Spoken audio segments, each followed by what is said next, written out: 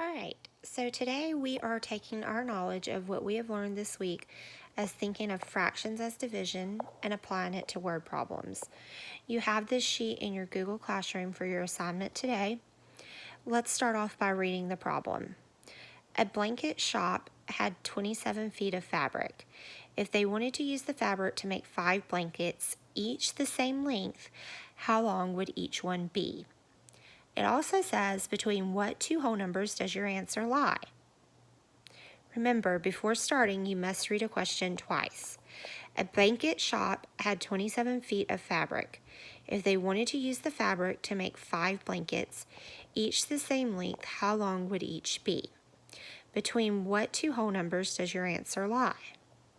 Well, first off, let's think about in this question, what are we dividing up?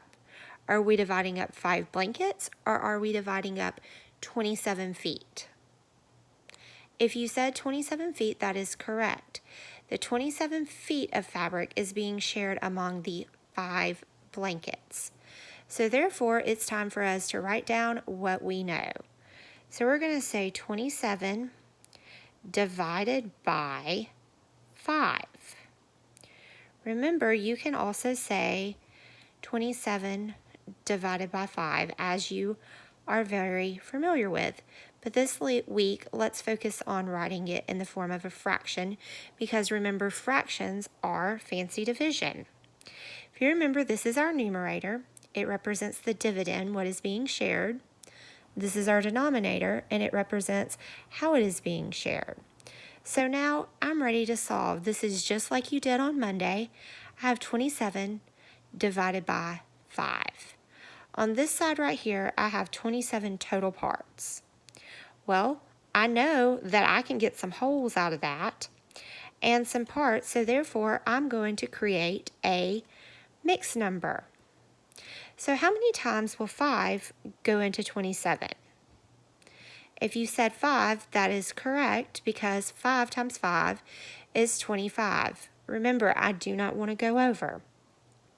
So therefore, my denominator here is 5. My denominator here has to be 5.